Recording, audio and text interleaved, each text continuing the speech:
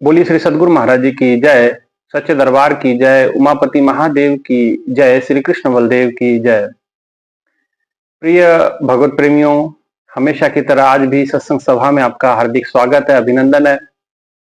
गुरु महाराज जी की असीम कृपा से सत्संग विचारों की श्रृंखला में आप सभी बहुत प्यार से इस श्रृंखलाओं को, इस सत्संग विचारों को सुनते हैं। इसके लिए आपको बहुत सारा साधुवाद। ये बहुत बड़ी कृपा है कि प्रभु की इतनी बड़ी नेमत को संभाल लेना, कृपा को संभाल लेना।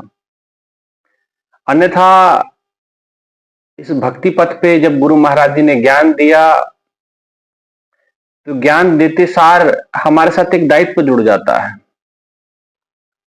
वो दायित्व शिष्य का हो जाता है, शिष्यत्व का दायित्व हो जाता है। भाइयों बहनों, गुरु की कृपा, गुरु की दया से हमें वो ज्ञान प्राप्त हुआ। महाराज जी ने वो ब्रह्म का बीज, ब्रह्म ज्ञान हमारे हृदयों में रोपित किया। उस परम प्रकाश के दर्शन, प्रभु के नाना स्वरूपों के दर्शन गुरु महाराज जी ने इस घट के भीतर करवाए। गुरु महाराज जी के ज्ञान देने के बाद अब कई लोगों का यहाँ मत ऐसा होता है कि गुरु से ज्ञान ले लिया, बात खत्म हो गई। बात खत्म नहीं हुई, बात तो शुरू हुई अभी। ज्ञान लेने का मतलब ये नहीं है कि आपने ज्ञान ले लिया है तो बस हो गया काम। नहीं नहीं, अब इसके बाद तो यात्रा तो इसके बाद ही शुरू होगी। अभी तो यात्रा की शुरुआत आपने की, ओपनिंग की है। अभी तो बहुत लंबी पारी आपको खेलनी पड़ेगी, बहुत लंबा सफर आपको तय करना पड़ेगा। ये भक्ति का पथ है, ये भक्ति का मार्ग है। इस पथ पे, इस मार्ग पे आपको हमको चलना पड़ेगा। इस मार्ग पे, इस मार्ग की कठिनाइयों को समझना पड़ेगा, क्योंकि ये पथ कोई साधारण पथ नहीं है। ये दिव्यता का पथ है, ये आपको दिव्य बनाने का पथ है, आपको श्रेष्ठ बनाने का पथ है। ये आपको प्रिय लगने वाला पथ नहीं है। दो प्रकार के मार्गों की बात हमारे महापुरुषों ने हमारे धार्मिक ग्रंथों के अंदर की, एक प्रिय मार्ग और एक श्रेय मार्ग। प्रिय मार्ग क्या है? जो आपको प्रिय लगता है, और एक श्रेष्ठ मार्ग होता है जो हमारे महापुरुषों ने हमारे लिए नियुक्त किया, जिस रास्ते पे सारे महापुरुष होके गुजरे। युधिष्ठिर जी से यक्ष ने पूछा कि महाजनो येन गथा स पंथा नान्य पंथा विदित्यानाय। यक्ष के पूछने पे युधिष्ठिर जी ने ये उत्तर दिया था। जब उन्होंने पूछा का पंथा, तो उन्होंने बताया कि जिस रास्ते पे सारे महापुरुष होके गुजरे वो एक मार्ग, वो एकमात्र रास्ता। और भाइयों बहनों, गुरु महाराज की कृपा से वही वो मार्ग आज हमारे लिए प्रशस्त हुआ पड़ा है। गुरु ने वो दुर्लभ मार्ग को सुलभ किया। अब उस दुर्लभता को प्राप्त करने के बाद अब हमारा कुछ दायित्व बनता है, और हमारा दायित्व ये बनता है कि अब हम इस मार्ग पे चलें। अब चलना किस प्रकार से? मैंने बताया कि श्रेष्ठ मार्ग और आपको प्रिय लगने वाला मार्ग, दोनों में बड़ा फर्क है। क्या फर्क है? श्रेष्ठ मार्ग हमेशा कठिन मिलेगा। प्रिय मार्ग जो आपके मन को भाता है, आपके मन को जो अच्छा लगता है, मन की रुचि के अनुसार होता है। और ज्यादातर आजकल तकरीबन साधु संत मैं ये देखता हूं, वो आपको श्रेष्ठ लगने, आपको प्रिय लगने वाला मार्ग आपको पकड़ा देते हैं। आप उसमें खुश हो जाते हैं। किसी को माला चाहिए, वो माला लेके खुश है। किसी को मंत्र चाहिए, वो मंत्र लेके खुश है। लेकिन भक्ति का पथ तो माला मंत्र वाला पथ नहीं है। ये मार्ग तो तपस्या का मार्ग है, ये मार्ग तो तपने का मार्ग है, ये मार्ग तो साधना का मार्ग है। इसमें साधना करना पड़ेगा, इसमें आपको गुरु के निर्देशानुसार चलना पड़ेगा, नहीं तो आप कहीं पहुंच नहीं पाएंगे, कहीं आपकी यात्रा मुकम्मल नहीं हो पाएगी। अगर आप अपनी यात्रा को मुकम्मल करना चाहते हैं, आप अपनी यात्रा को पूर्ण करना चाहते हैं, तो भाइयों बहनों, आपको गुरु के बताए मार्गों के अनुसार मार्ग पे आपको चलना पड़ेगा। गुरु ने ज्ञान दिया तो कार्य शुरू होता है, बीज प्रारंभ होता है, बीज जमीन पे डला, परंतु बीज की रक्षा करना अभी किसान का दायित्व होता है। उसको उपजाऊ जमीन प्राप्त करना, उसको देना, उसको समय समय पे खाद देना, उसको पानी देना, उसको सूर्य रोशनी पर्याप्त मिले, इसकी व्यवस्था करना खास समय समय पे उसके खरपतवार डालना, क्योंकि ये भक्ति का पथ भी कुछ इसी प्रकार है। ये भक्ति का पथ, ये ज्ञान का बीज जिस समय हमारे बीच में गुरु महाराज जी की कृपा से रोपित होता है, गुरु की कृपा से हम उस ज्ञान को प्राप्त करते हैं, तो इस बीज को श्रद्धावान भूमि मिलना जरूरी है। आपकी मनोरूपी जो भूमि है, मन रूपी जो भूमि है, उसका श्रद्धावान होना बड़ा जरूरी है। और मन अगर श्रद्धावान नहीं है तो आपको पता है कि श्रद्धावान लभते क्या नाम। अगर श्रद्धा से हीन आपका मन है तो आपका ज्ञान आपके पास ज्यादा समय तक टिक नहीं पाएगा, आप उस ज्ञान के पथ पे आगे बढ़ नहीं पाएंगे। तो इसलिए श्रद्धावान बनाना जरूरी है, अपने आप को श्रद्धा से युक्त होना पड़ेगा। उसके बाद मनोभूमि को श्रद्धावान बनाने के बाद अब आपको इस ज्ञान की रक्षा करनी है। मान लीजिए ज्ञान की रक्षा का भाव ये है कि आपको, जैसे वो बीज डल गया तो बीज को कोई जानवर खा जाए, उसने मान लीजिए अंकुरन लिया, अंकुरन लेने के बाद पौधा बना, कोई पशु आकर के उसको खा जाए तो वो बीज बड़ा नहीं हो पाएगा, पेड़ नहीं बन पाएगा, उसकी ग्रोथ रुक जाएगी। ऐसे ही ज्ञान के पथ पे होता है। ज्ञान का बीज आप पे डल गया, गुरु महाराज की कृपा से ज्ञान प्राप्त हो गया, लेकिन अब ज्ञान के पथ पे अब आपको बढ़ना है। लेकिन आप जानते हैं कि समाज में जिस समय रहते हैं तो बहुत सारे अच्छे बुरे लोगों से मिलना जुलना होता है, और ज्यादातर अच्छे तो कम ही मिलेंगे, ज्यादातर मेंटेलिटी कुछ और टाइप की होती है, और वो आपको इस मार्ग से हटाने का पूरा प्रयास करते हैं। आप भक्ति ना करें, आप साधना ना करें, आप साधना में ना बैठें, आप सत्संग में ना जाएं, इस प्रकार समझाने वाले बड़े लोग होते हैं। कोई आपको इस प्रकार का समझाने वाला बहुत कम ही लोग मिलेंगे कि नहीं नहीं भक्ति के पथ पे बढ़ना चाहिए, अपने विकारों पे विजय प्राप्त करनी चाहिए, अपना आचरण शुद्ध होना चाहिए। इस प्रकार समझाने वाले बहुत मिलेंगे, क्योंकि आज के समय ही कुछ इस प्रकार से चल रहा है। तो इसलिए भाइयों बहनों, ये जो कर्म है हमारे अपने ज्ञान की रक्षा, मान लीजिए हमें साधना करनी है, हम अपने ज्ञान की रक्षा कर पाएंगे, हमें सेवा करनी है, लोगों के बातों में नहीं आना है, तो ये जो रक्षा हमें करना है, ये शिष्य का दायित्व है। और शिष्य का दायित्व केवल रक्षण बाहर से नहीं है, भीतर से भी करना है। तो भीतर से रक्षण करने के लिए गुरु महाराज जी का सुमरण है। आपका मन बड़ा चंचल है और वो आपको तरह तरह के दिखावों में भटकाता है, तरह तरह के रंगों में उलझाता है, और मन है तो आपको ऐसे ऐसे दृश्यों में उलझा देता है कि आप समझ नहीं पाते, आप जान नहीं पाते, और आप अपने जीवन को एक दुख की ओर अग्रसर कर लेते हैं। लगता आपको अच्छा है कि नहीं नहीं ये तो ठीक हो रहा है, लेकिन वो ठीक नहीं हो रहा होता है ना। इसलिए मन को रुचिकर जो लगे वो कार्य नहीं, क्योंकि इस ज्ञान के पथ पे मन पे भी संयम की बात की गई है, मन को रोकने का प्रयास किया गया। हाँ, लेकिन ये दुष्कर कार्य है। भगवान कृष्ण ने अर्जुन को कहा है कि अर्जुन, मन को रोकना बड़ा कठिन कार्य है, लेकिन असंभव भी नहीं है। महापुरुषों ने इसे संभव करके दिखाया, ध्रुव ने संभव करके दिखाया, प्रहलाद ने संभव करके, माता मीरा ने संभव किया, ऋषि मुनियों ने अपने मन को साधा। मन जीते जगजीत उन्होंने कहा, जिन्होंने जीता उन्होंने कहा। इसलिए मन के अंदर जो तरह तरह के विकार हैं, विचार हैं, इनको आपको आपके भक्ति के ऊपर हावी नहीं होने देना है। जैसे बाहरी पशुओं से तो आप फिर भी रक्षा कर सकते हैं, आपके भीतर इतना बड़ा पशु बैठा हुआ मन रूपी, बड़ा खतरनाक है वो। बाहर के शत्रुओं से तो आप लड़ सकते हैं, भीतर के शत्रुओं से लड़ने के लिए भीतरी शक्ति का इस्तेमाल करना पड़ता है, भीतर के ज्ञान का इस्तेमाल करना पड़ता है, भीतर के राग वैराग का इस्तेमाल करना पड़ता है, भीतर के इस ज्ञान के इस पथ को आपको समझना पड़ेगा। जिस समय इस पथ पे आप बढ़ते हैं, इस ज्ञान के मार्ग पे आप बढ़ते हैं, तो आपके भीतर से ही बहुत सारे विचारों का एक बोझ, विचारों का एक श्रृंखला आपके मन में चलने लगती कि ये क्या है, वो क्या है, ये सही है, वो गलत है।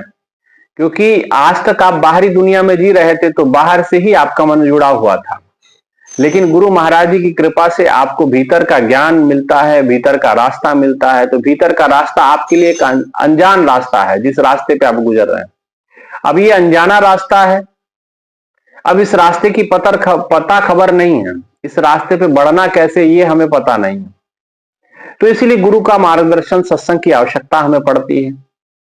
गुरु के मार्गदर्शन किया और सत्संग विचारों से हमारे भीतर विवेक की जागृति होती है, और जिस विवेक के कारण से हम आगे बढ़ पाते हैं, हम इस भक्ति के पथ पे आगे की ओर अग्रसर होते हैं। और जिस समय हम अग्रसर होते हैं, तो मैंने वही बात बताया ना कि जिस समय आगे आप बढ़ते हैं तो आपके मन की जो चंचलता है वो आपके लिए बाधा का कार्य बनती है।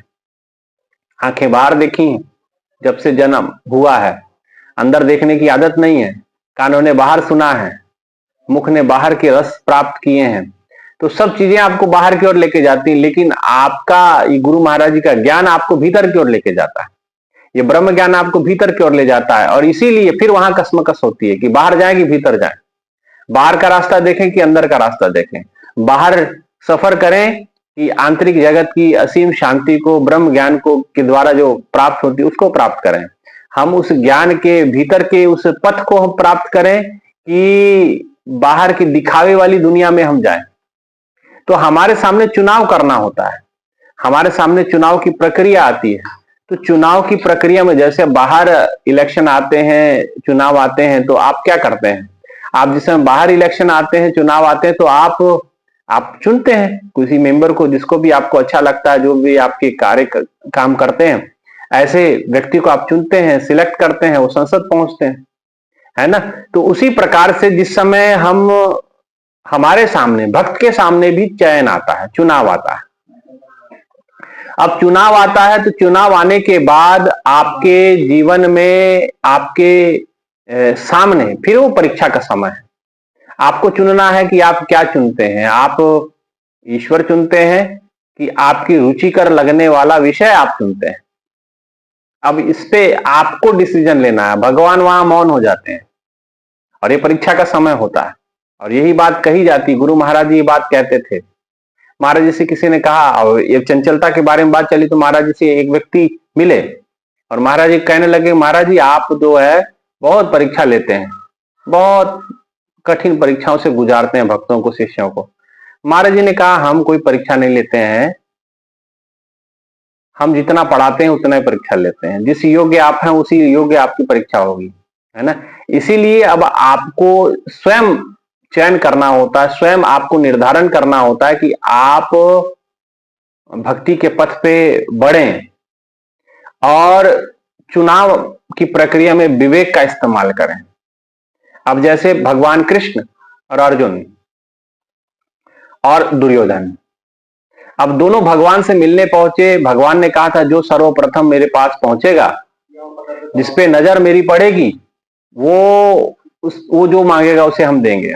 और कहते पहुंचे, कहते अर्जुन पांव की तरफ खड़ा था, दुर्योधन सर के पास खड़ा था।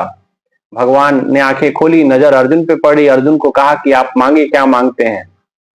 दुर्योधन कहने लगा कि मेरा पहला मांगने का अधिकार है, क्योंकि मैं पहले आया हूं। भगवान ने कहा, ठीक है आप पहले आए, लेकिन मेरी नजर पहले अर्जुन पे पड़ी है, तो अर्जुन को मांगना चाहिए। तो अर्जुन ने कहा कि मांगने से पहले, भगवान ने कहा कि देखो ये चीज समझो, मांगने से पहले आप ये जान लो कि दो ही पक्ष हैं। एक तरफ तो निहत्था कृष्ण है, जिसने कसम खाई है कि जो युद्ध के अंदर हथियार नहीं उठाएंगे, और एक तरफ मेरी सारी नारायणी सेना है।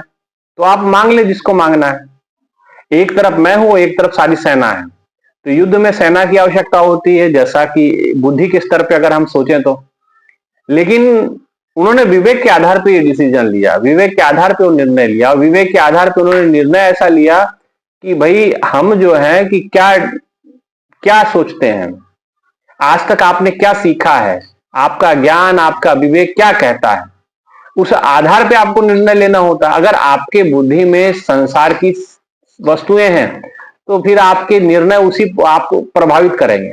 अगर आपके जीवन में प्रभु की भक्ति है, प्रभु की बंदगी है, तो आपके जीवन में वो चीजें आपको प्रभावित करेंगी, है ना। तो इसका विवेक का होना बड़ा अनिवार्य है। विवेक का, अब भगवान ने उनके सामने बात रख दी कि देखो ठीक है, तुझे मांगने का अधिकार पहले है, लेकिन एक बात और ये भी समझ ले कि एक तरफ मैं हूं और एक तरफ सारी सेना है, और युद्ध सामने खड़ा है, मांग ले क्या मांगता है।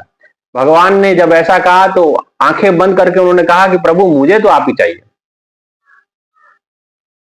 दुर्योधन सोचने लगा कि भाई देखो ये तो मूर्ख निकला, युद्ध है और युद्ध में निहत्थे कृष्ण को लेके क्या करोगे, और निहत्थे कृष्ण को लेकर के फायदा क्या होने वाला है, नफा क्या होने वाला है, तो नुकसान ही है।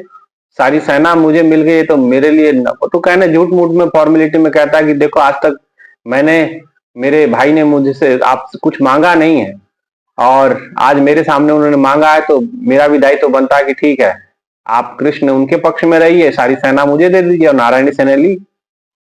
लेकिन उस समय तो ये फैसला गलत लग रहा था दुर्योधन के अनुसार। कहते पांडव तो मूर्ख ही हैं, लेकिन जिस समय युद्ध हुआ, युद्ध भूमि में जिस समय भगवान कृष्ण का मार्गदर्शन मिला और उस मार्गदर्शन के कारण से जो विजय प्राप्त हुई, पांडवों की धर्म की विजय प्राप्त हुई, ये भगवान कृष्ण के कारण से संभव हुई। जो एक समय हंसी का पात्र बन रहे थे, एक समय उन्हें हंसी आ रही थी कि भाई ये जो है गलत निर्णय हो गया, लेकिन बाद में उसे इसी निर्णय पे पछतावा भी हो रहा होगा दुर्योधन को कि ये मेरे सामने क्या हो गया। और ये चयन किया, चुनाव की प्रक्रिया जो हुई उसमें भगवान कृष्ण मौन थे। ये शिष्य की अपनी परीक्षा थी, अर्जुन की अपनी परीक्षा थी। इसी प्रकार जब हमारे सामने चयन आता है, शिष्य के सामने चयन आता है, तो जिस समय शिष्य के सामने चयन आता है तो उसको भी गुरु मौन मिलेगा, भगवान मौन मिलेंगे। और भगवान जिस समय मौन मिलेंगे तो भगवान आप उनसे मदद नहीं ले सकते, आप उनसे मदद नहीं मांग सकते, क्योंकि वो तो मौन है। जैसे एक स्कूल के अंदर जैसे टीचर तो रोज पढ़ाता है, स्कूल में सारा साल पढ़ाएगा, जिस समय परीक्षा आएगी वही टीचर आपका पेपर जिस समय आपको देता है, आंसर शीट क्वेश्चन मार्क्स देता है। अब क्वेश्चन वगैरह देने के बाद आपके सामने अब निर्णय आ जाता है कि भाई अब आप क्वेश्चनों के उत्तर लिखिए, प्रश्नों के उत्तर लिखिए। लेकिन आप टीचर से नहीं पूछ सकते, और टीचर बोलने वाला नहीं, क्योंकि उसने सारा साल बोला, सारा साल पढ़ाया। अब आपकी बारी है, अब आपको समझ कितना आया अब ये आपको समझना है। तो गुरु महाराज जी से में सब परीक्षा हमारी होती है, तो हमारे सामने भी ये गुरु महाराज जी मौन मिलेंगे, आपको साइलेंट मिलेंगे, आपको खुद से आपके विवेक के आधार पर निर्णय लेना होगा। गुरु मौन हो जाता उस समय। इसलिए आप कई प्रेमियों को देखे होंगे, कई प्रेमी आकर के बातें कहते हैं कि महाराज जी हमारी सुनते नहीं। और महाराज जी कैसे सुनेंगे, टीचर सुनता है जिस समय परीक्षा का समय आता है कि सर ये बता दीजिए प्रश्न का उत्तर क्या, बोलेगा चुपचाप जो पढ़ा है सारा साल लिखो, अब खुद से दिमाग लगाओ, खुद से लिखो। तो भाई ऐसे नहीं काम बनने वाला। ऐसे ही गुरु महाराज जी भी कहते हैं इतने साल से सत्संग सुन रहे हो, इतने साल से साधना कर रहे हो, इतने साल से आप सेवा कर रहे हो, अब अभी फिर मेरे से पूछ रहे हो, अब परिस्थिति बनी तो फिर आके दौड़ के आ रहे हो आश्रम में, बताओ महाराज जी क्या करें, महाराज जी क्या। महाराज जी कहते महाराज जी कुछ नहीं करेंगे, सब कुछ आप ही करना पड़ेगा। अपना विवेक लगाओ, अपनी समझ लगाओ, और उस विवेक के आधार पर निर्णय लो क्या करना है आपको, है ना। इसीलिए लेकिन वो निर्णय तभी ले पाओगे ना जब विवेक जागृति होगी, और विवेक जागृति तब होगी जब सत्संग में मन लगाया होगा, सत्संग में प्रेम लगाया होगा, सत्संग से स्नेह जोड़ा होगा। अब सत्संग से स्नेह नहीं है, सत्संग से प्रेम नहीं है, और आप चाहते हैं कि ईश्वर की कृपा प्राप्त हो जाए, प्रभु राम की कृपा प्राप्त हो जाए, कन्हैया जी की कृपा प्राप्त हो जाए, गुरु महाराज जी की कृपा प्राप्त हो जाए, ये होने वाला नहीं। जिसने सत्संग से स्नेह किया उस पर कृपा हुई है, क्योंकि सत्संग के अंदर साक्षात ईश्वर होता है। इसे सत्संग से स्नेह जोड़ना जरूरी होता है, और जिस समय हम सत्संग से स्नेह जोड़ते हैं, सत्संग से हमारा प्रेम हो जाता है, हमारे अंदर विवेक की जागृति होती है, और वो विवेक हमें ऐसी परिस्थितियों से बाहर निकालता है, इस परीक्षाओं से बाहर निकालता है, इन परीक्षाओं में उत्तीर्ण हमें करवाता है हमारा विवेक।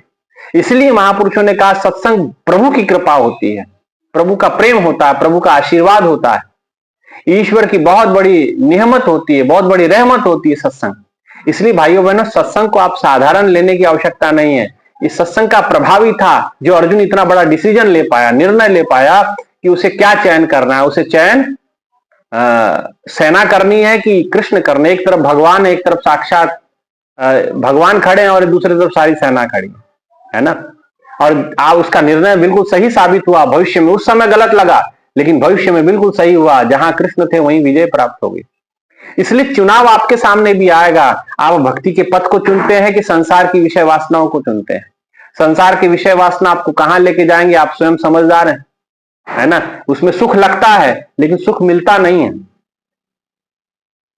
सुख लगता है और सुख मिलने में बड़ा फर्क होता है, क्योंकि सच्चा सुख तो भगवान के चरणों में मिलेगा ना। मिलता है सच्चा सुख केवल भगवान तुम्हारे चरणों में, ये विनती है पल छिन छिन की रहे ध्यान तुम्हारे चरणों में। प्रभु के चरणों में ध्यान रखोगे तब ना सुख शांति मिलेगी।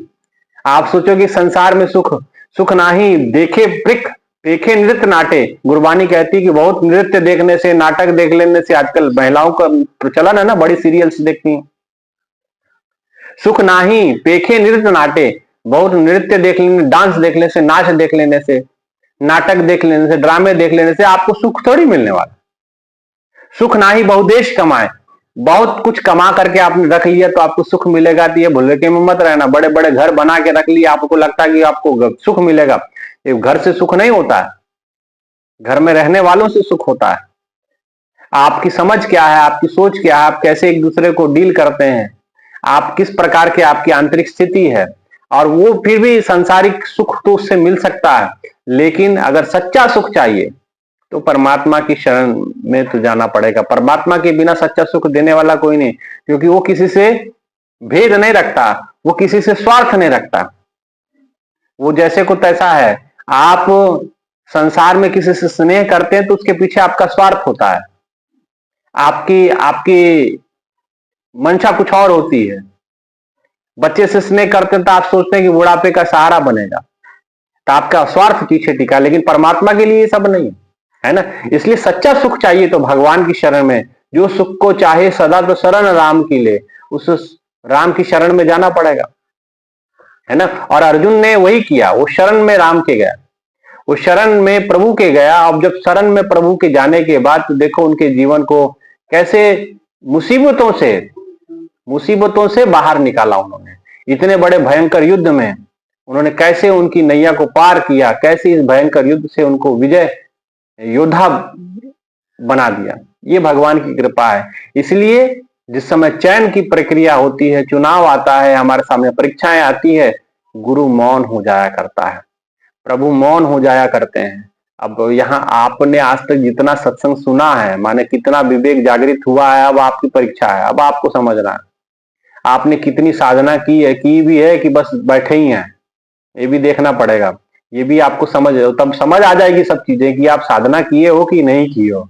कई लोग कहते हैं हम ऐसा है, अब जब निर्णय होते हैं तो फिर पता चल जाता है भाई कितना पानी में आदमी उतरा हुआ है, कितनी गहराई में उतरा हुआ है ना।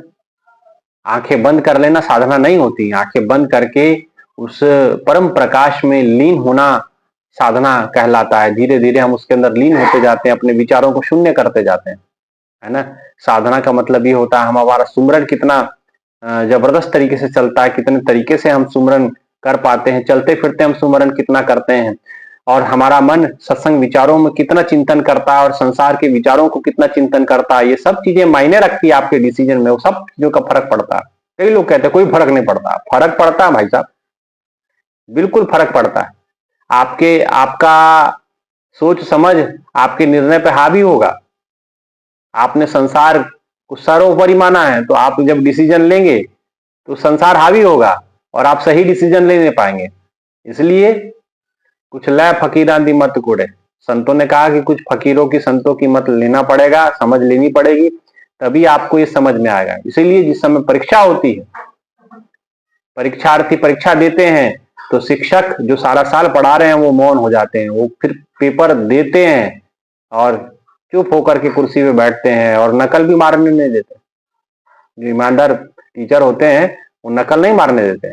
हाँ, संसारिक टीचर जो होते हैं पैसा लेकर के, अब तो नीट का हंगामा चल ही रहा ना, लाखों लाखों रुपया दे करके लोगों ने पेपर क्लियर करवाए, है कि नहीं। नीट की अभी आप सुन ही रहे चर्चा, उसके विषय में मैं क्या आपको कहूं।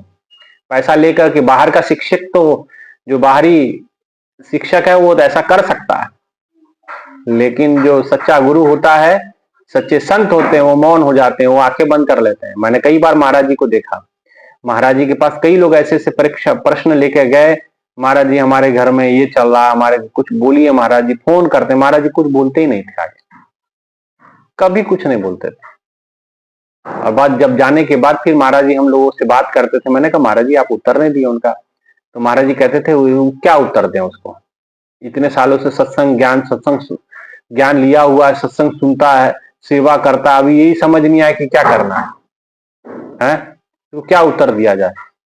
सब कुछ हम ही समझाते रहेंगे तो खुद की बुद्धि और विवेक कब उनका कार्य करना, ग्रंथियां कब खुलेंगी।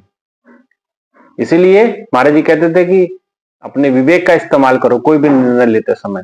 क्यों कहते थे? क्योंकि विवेक से जो निर्णय लिया जाता है वो ईश्वरत्व की ओर लेके जाता है, प्रभु की ओर लेके जाता है। और जो बुद्धि के आधार पर निर्णय होते हैं वो आपको संसार में तो यश मिल सकता है, लेकिन बाद में वो आपके दुख का कारण बनता है ना। इसीलिए निर्णय देखो लिया गांधारी ने, लिया ना, चुनाव किया ना उसने, पति अंधा है मिल गया तो उन्होंने सोचा मैं भी अंधी हो जाऊंगी। भाई पति अंधा है तो तू कम से कम उसकी आंखें बन जा, अपनी आंखें खोल के रख, उसको अच्छे बुरे की बात बता, समझ बता, लेकिन वो भी आंखें बंद कर ली। तो ऐसे जब पट्टी बांध लोगे, अंधे को अंधा मिला, तो फिर क्या होगा? फिर आपकी गाड़ी जाएगी भाई, कहाँ जाएगी भगवान जाने। इसलिए आंखें खोलो, आंखें खोल के डिसीजन लो, किसी कहे पे नहीं, अपनी विवेक के आधार पर निर्णय लेना चाहिए, क्या सही क्या गलत। कई प्रेमी आते हैं और कई प्रकार की बातें वो कहते हैं। मैं कहता हूं कि ऐसा है कि आप किसी कहने पे कह रहे हो कि अपना खुद का विचार भी है, आपका उधार की बुद्धि से चल रहे हो कि वाकई आपके अंदर भी कुछ जागृति है। क्योंकि उधार की बुद्धि पे काम नहीं चलता, जिंदगी नहीं चलती है। आपको अपना विवेक जागृत करना पड़ेगा और विवेक के अनुसार सत्संग विचार इतने सालों से सुन रहे हैं, उस आधार पे आपको निर्णय लेने पड़ते हैं, है ना, कि आपको क्या चयन करना है। मान लीजिए आपको सत्संग में जाना है और अचानक कहीं से रिश्तेदार आ गए, आप क्या चयन करोगे? तो ये बुद्धि आपकी है, आपका विवेक है। आप महत्व किसको देते हैं? आप भगवान को महत्व देते हैं कि रिश्तेदारों को देते हैं? नहीं नहीं जी, रिश्तेदार आ गए थे, हम उनके पास बैठ गए, अरे भाई उसको ही पकड़ के ले आते। तो ये तो आपका विवेक जागृति का सूचना देता, हमें सूचक होता। लेकिन आप उनके चक्कर में रह गए, तो इसका मतलब आप संसार में फॉर्मेलिटी निभाते हैं। जहां संसार में फॉर्मेलिटी होती है वहां ईश्वर की कृपा नहीं हो पाती। इसीलिए अपनी चयन की प्रक्रिया को मजबूत बनाए, चुनाव करना पड़ेगा और गुरु की मौन होगा। उस समय परीक्षा जिस समय आती है गुरु मौन हो जाता है ना। इसलिए परीक्षा का दौर जब भी आए, गुरु मौन मिलेगा आपको, तो आप ये मत समझना कि गुरु महाराज जी कुछ बोल नहीं रहे हैं, सदगुरु की तरफ से कोई इशारा नहीं हो रहा है। ये समझना कि परीक्षा का समय चल रहा है, अब हमें अपने विवेक से निर्णय लेने की आवश्यकता है। इसलिए विवेक से निर्णय लें और अपने जीवन को सफल करें, सार्थक करें, अपने जीवन को सुंदर बनाएं, प्रभु के अनुरूप बनाएं। ठीक है, इसलिए इतना ही कहते हुए आप सभी से आग्रह है कि आप जरूर इस चैनल को सब्सक्राइब कर लें, औरों तक ये ज्ञान को पहुंचाएं, औरों तक ये संदेश पहुंचाएं, और उसके बाद इस वीडियो को अगर अच्छी लगे तो जरूर लाइक भी करना, शेयर भी करना। ठीक है, चैनल को सब्सक्राइब कर लेना। इतना ही कहते हैं, विचारों को विराम। गुरु महाराज जी के चरणों में आज के विचारों को यही विराम देते हैं। बोले श्री सदगुरु महाराज जी की जय, सच्चे दरबार की जय, उमापति महादेव की जय, गुरुदेव आशुतोष महाराज जी की जय। धन्यवाद।